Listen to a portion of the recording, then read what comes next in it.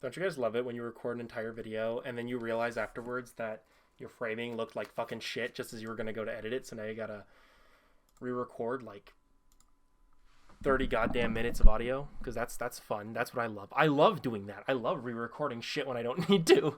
Not long ago, LSS gave us the product Armory Deck Dash, and in my opinion, it's probably the best Armory deck we've gotten so far. The ones with KO and Bolton, while really good, did still have some growing pains that I feel like were really fully rectified in Armory Deck Dash. Honestly, if you have new players that you're trying to get into the game, Armory Deck Dash is the way to go. It really shows that LSS is listening to feedback and making each Armory deck better than the last, which makes me really excited for the new one, so I really have to give them a lot of props on this. The topic of this video is not actually Armory Deck Dash, but a card that came out in Armory Deck Dash, that being Cerebellum Processor and the card High Octane. The reason I want to talk about these cards is because there's been a lot of discussion around Flesh and Blood spaces that these cards specifically are going to get banned. But why is it that these two cards are going to get targeted now? Well, if you're new to the game, let me explain the context. Not long ago, LSS released a huge ban list where they banned a bunch of cards that let you draw extra cards, extend your plays, and just get insane value in one turn that made the game just unfun to play afterwards and really limited the design space for future cards. The reason is because a lot of those cards were extra draw cards, and these are both draw cards that really extend your plays. Cerebellum Processor is a Mechanologist non-attack action item card that comes into the arena with 2 steam counters, has the keyword crank, which means when it... What are you doing? Cerebellum Processor is a Mechanologist non-attack action card that pitches for 3, blocks for nothing, and it's an item, and it comes in with 2 steam counters, has the keyword crank, which means that when it enters the arena, you can remove a steam counter to regain your action point, and its only effect says, once per turn action, for 0 cost, draw a card. High Octane is a Mechanologist staple card that was released all the way back in Arcane Rising that says, for 1 cost, you can draw a card, and whenever you boost a card, you gain an action point. Typically, this is used in conjunction with your pistol, which doesn't have a once per turn clause, so you can just keep firing as long as you got action points. Now, the problem that people are saying here is that these cards apparently just give too much value to and make the game unfun, unwinnable, and are just too strong for the current meta. I'm going to say this with my full chest, and I am so confident that I am not wrong. I have never been more confident in anything else. Cerebellum Processor and High Octane are not going to get banned. Let me say that again. Cerebellum Processor and High Octane are not going to get banned. Let me explain my thought process. So, are these cards really powerful? Yes. Do they have really high ceilings? Yes. Are they really strong? Yes. But are they always strong? No. Let me explain. High Octane, while is a really powerful card, you can't just slap down and get a bunch of value from it. You need to properly set up your turn in order to get the value from High Octane. How those action points are actually used is most typically through the pistol counters. So, if you don't have the counters on your pistol to actually fire your pistol, High Octane's pretty useless. For those who don't know, Symbiosis Shot is Dash.io's main weapon, and what it does is every time an item gets put on the field, it gains a counter, and for every counter you remove, you can attack. It's not a once per turn action, so as long as you got action points, you can keep firing. Maximum of 6 counters, though. But the point is, this requires setup to actually be good. So if you draw High Octane and you don't have any counters, it's pretty much useless. Similar thing goes with Cerebellum Processor. While yes, that draw card is really powerful and really bonkers, you actually need another action point to make use of it. And don't get me wrong, Dash.io can make extra action points, but not always. For those of you who don't know, Dash.io's ability allows her to play items from the top of her deck at instant speed if they cost 1 or less, and you have to pay an extra resource in order to play them. Now, Dash.io was released in the set Bright Lights, and Bright Lights brought with us a lot of items with the keyword crank, so when they enter the arena, you can remove a steam counter and gain your action point back. So essentially the strategy is play an item with crank off the top of your deck, remove a steam counter, and get an extra action point, allowing you to not only play Cerebellum Processor, but not lose your action point and keep your turn going on top of it. But that requires a couple things. First of all, it requires you to have an item at the top of your deck to play, which doesn't always happen and is a bit up to luck. Second, you need to have the resources to actually play that item, which for some hands could be pretty difficult. Given the fact that Dash.io likes to run a lot of 1-for-4s and 0-for-4s, she doesn't have a bunch of resources to spare at the end of a turn. So even playing an item and cranking it is a bit of an ask. And by the time you actually do that, if you draw a card, that card could be good or bad. given how Dash AO works, a lot of your deck is going to be items that are pretty useless on their own. So it's very possible that you just draw an item and do nothing with it. So Cerebellum Processor, while it has the ability to be powerful, it also has a really low floor. The main card that Cerebellum Processor gets comboed with is the card Spark of Genius, which allows you to search out an item as long as you pay twice the item's cost and put it on the field, and if you boost it this turn, draw a card. So essentially what you do is you play a card, boost it, activate Spark of Genius, declare 0, search out Cerebellum, crank it, draw a card off a Spark, and draw a card off a Cerebellum. 2 cards off of 1 card, and boosting. But this eats up your action point and ends your turn. That's not important. That's not important. Don't worry about the costs. Just worry about what you can do. Worry about the ceiling. Don't worry about the floor. The point I'm trying to make here is that while Cerebellum is a really, really good card, you need to know how to use it. That same thing goes with High Octane. You need to know how to use them properly. You need to know how to set them up, when to activate them, when to crank them, when to search, when to draw your card, what card to draw, because you can look at the top card of your deck at any point with Dash AO. What card are you going to draw? Are you even going to draw that card? Should you just banish it with boost? What should you do? You don't know until you actually play the deck. And I think this is something that a lot of people are forgetting. When people see these cards, I feel like they get a bit of a flashback to Zen. For those of you who don't know, Zen is a Mystic Ninja hero who dominated the Classic Construct meta for a little while. Being able to use cards like Art of War to just do an insane amount of damage, 30, 40, 50 damage turns, hyper consistently, just at any point he wanted to. And after he did that, he had a fridge of equipment he could just throw in front of you, get value from it, and do another big turn. Zen's problem was not that he was an aggro deck. Zen's problem was not that he could get a bunch of value. Zen's problem was hyper consistency. Now, for those of you who don't know what I mean by hyper consistency essentially refers to a point where a deck gets so consistent that RNG kind of stops mattering, that no matter what hand you get, no matter what you do, you can always get to your power turns and your combo turns. It does not matter what you draw, you can get there. Dash AO is nowhere near as hyper consistent as Zen. Dash AO has several dead hands. If Dash AO just doesn't find her boom grenades, her boost cards are essentially useless. If Dash AO finds all items, she can't push damage. You need to get a good combination of items and boost cards, and be able to use them well in tandem. The biggest difference between Dash AO and Zen is Zen could essentially throw 5 cards on the field, do a bunch of damage, no matter what. Dash AO requires a lot of planning and prep. A very, very big point that was made during the last book burning is that LSS wants to reward skill of a hero, knowledge of the hero. And I don't think that that skill and knowledge can come out stronger and shinier than in these 2 cards. Because while these cards are powerful, they're only game-breakingly powerful if you really know what you're doing and you get insanely lucky. You are not going to get insane value from these cards every game. You are not going to throw 3 of these on the table and get this, and draw a bunch of cards from this, and draw exactly what you need, and hit a bunch of boom grenades. That's not going to happen. Because I think we're forgetting about another mechanic that fully balances out these 2 cards. And that's the boost mechanic. Now, for those of you who don't know, the boost keyword is a keyword on basically every Mechanologist attack action card that says you can take the top card of your deck, banish it, and if it's a Mechanologist card, it gets go again. What does this mean? It means that you're burning through your deck significantly faster than any other deck. It also means that you have a higher and higher chance of banishing these cards.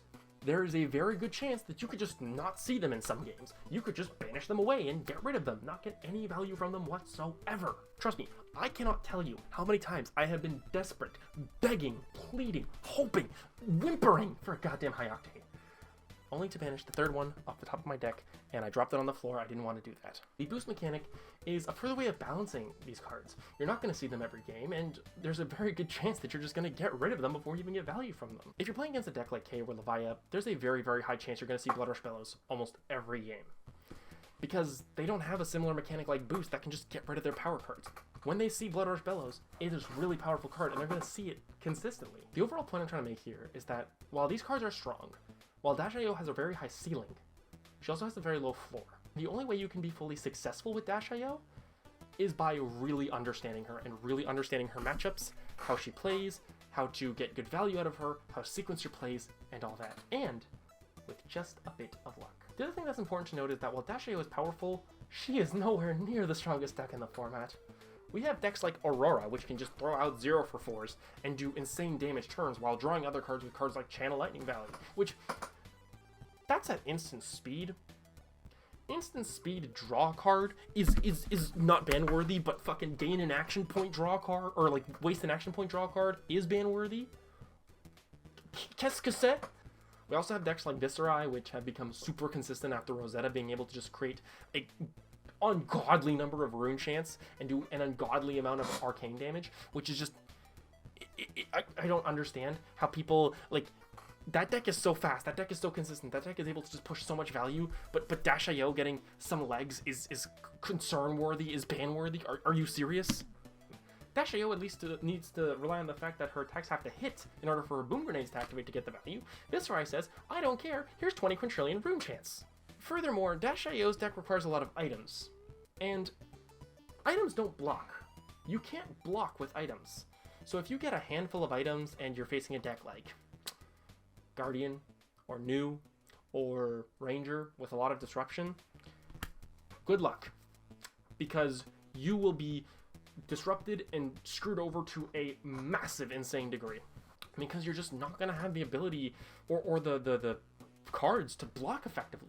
You want to keep your 5-card hands in order to push damage, but these decks make it significantly difficult to actually do it. I can't count how many times I'll be playing against a Victor and I'll have a perfect, sent from the heavens, maximum velocity turn, with being able to set up like 2 red boom grenades, maximum velocity, like it's perfect, it's perfectly set up. And he throws a CNC pummel at me. And that's it. That just screws me over. And then we have cards like Erase Face, which if you play an Erase Face against a Dio, that's it. You just have to play that card, and their turn is screwed. Because now they have to block with their hands, which probably didn't want to do to begin with, or their turn is over. Either way, their turn is screwed and destroyed by just playing a card. It doesn't have to hit. By playing a card, that's it. Another argument against High Octane specifically is Maxx the Hype Nitro. Essentially, the argument is because Maxx can make the Construct Nitro Mechanoid pretty consistently, and then just slap down a High Octane, he can do exorbitant amount of damage at that point. But I want to bring up one big difference between Maxx and Zen. Maxx needs to set up for the Construct Nitro Mechanoid. You need 3 hyperdrivers, you need to have something like Supercell, you're still boosting, keep in mind. You need to actually draw the Construct Nitro Mechanoid, have the resources to play it, and then draw High Octane after that, have the boost cards to play it, and then you get to get the value from it. That's a lot of setup. And I cannot stress enough that this is all while you're boosting every turn, getting rid of a bunch of cards every turn that could very well be the key card you need. Can Maxx make Construct Nitro Mechanoid? Yes. Is he going to do it every game? No. Is he going to do it consistently? No. Is he going to do it consistently and see High Octane afterwards? Hell the fuck no. Honestly, I think the arguments for Maxx relating to banning High Octane are pretty silly and kind of ridiculous. Like, Maxx is not that good of a deck currently. High Octane can certainly help, but like, any deck that would be able to consistently make that kind of monster, that kind of robot, is going to be a strong deck. With High Octane or not, if you're going to increase the consistency of Maxx, it's already going to be a pain in the ass to deal with and play against. And that's on top of the fact that actually already requires a bunch of setup. And if you're creating all that setup consistently with health to spare to the point where you can make that big card hand to get the value out of High Octane, you deserve it at that point. You've won. You've deserved it. You've gotten to your end game. LSS consistently talks about wanting to reward journeys. So if you do a good turn, if you play your game well, you are going to be rewarded by being able to have these big turns. And I think that Maxx being able to make the robot and then play High Octane doesn't happen often, requires a lot of skill and patience and luck, that if you get there, you kind of deserve it. Again, I really want to emphasize how much setup it takes to actually get value out of cards like this. These are not cards that you can slap down and just get value instantly, like Art of War, Tome of Aetherwind, or Hirion the Mystic Tenants, or anything like that. These cards, in order to hit that ceiling, require skill, setup, practice, patience, and deep knowledge of Dash.io and her matchups. You cannot expect to go win a Battlehard or a Pro Tour or anything like that without knowing intimately the details, the matchups, and the skills required to pilot this deck with these cards. And if you ban these cards, I feel like it would just kind of like, it'd be really silly, because it's setting, at that point you're setting a weird precedent that, like, how do you want people to win? What do you want people to do? Well, how do people deserve? those big turns. And I think that fundamentally banning these cards would actually go against what LSS set out that they want to do in the original ban list, and that is to reward skill and specialization of heroes. I think the only people who can really hit the ceiling with these cards are people who are Dash.io specialists and people who know the matchups. I'm still pretty new to Dash.io, and there's still so much I need to learn. I'm honestly telling you that, like, not knowing certain matchups, making very small, unnoticeable mistakes at the time is what cost me some games. Are there games where you're gonna, high roll and potentially get that perfect high octane turn or that perfect cerebellum turn? Yes. Yes, there are. You can high roll. It is possible. But you can also do that with Kano. I have had games where turn 1, Kano just does like 80 damage out of nowhere. The one message I want to send to LSS, to James White, to the Flesh and Blood community as a whole, don't ban these cards. Make more cards like them. Because if you're somebody who thinks that these cards are so broken that they should be banned, please, like, I'm begging you, go on Talishar, play a couple of games of Dash.io, and see how much it takes to actually get these cards off. Because the thing is, when you're playing against somebody who understands the deck, it looks so much easier than it really is. Because we understand the matchups when we played it for a little while. We understand what it looks like and how to get the max value out of it. But when you're first starting, you just don't. You don't understand. And James White, if you're watching, on the off chance you're watching, first of all, give me a promo card. I need a spoiler card for fucking Hunted. Please, please, I'm begging. I'm the resident Kasai main. Please give me a goddamn spoiler card for Warrior. I'm begging you. I'm begging on my hands and knees right now. But honestly, James or anyone else, if you're watching, please don't ban these cards. Please actually encourage more cards like this. Cards like this encourage specialization. They encourage knowledge and mastery of your hero. These cards are designed well. They're a little bit out the gate. They seem really good and they seem really broken, but they're honestly pretty balanced when you actually use them. When you actually have them on your hand, when you're actually trying to play with them, they're pretty fair and balanced, at least in my opinion. Overall, that is why I think both of these cards are going to remain 110% legal in Classic Constructed. The closest I can see is maybe Cerebellum getting banned in Blitz, which that I can understand. The decks are smaller, it's easier to see all your cards. I can understand this getting banned in Blitz, but in Classic Constructed, these cards are going to stay. And I want you all to hold me to it, because I've never been more confident of anything else in my life. These cards are going to stay. Thank you guys for watching this video. I haven't made videos in a little while. Real life fucking sucks. But I'm going to try to make these like quicker, shorter, more off-the-cuff kind of videos, because I really like making them. Video essays are very long and time-consuming to make. And I hope that you guys actually enjoy watching them. Anyway, let me know what you guys think down below. Do you agree with me, disagree with me? Are you going to call me a stupid dumb idiot face or whatever the hell? I don't know. I also do have another video planned. It's my follow-up to my Bright Lights video essay, because I feel as though I think it was overall had some pretty good points in that video. There was some stuff I missed, and there was some stuff that I misunderstood, and there's some of my opinions have kind of changed in since making that video. But yeah, no, that's what I have planned. Thank you guys for watching. Like, subscribe. I don't have a Patreon or anything like that, so I don't know. Go donate to who has a Patreon? Mara Ferris. Go donate to Mara Ferris's Patreon. I think she has a Patreon. Go donate to hers. Thank you guys for watching. Bye.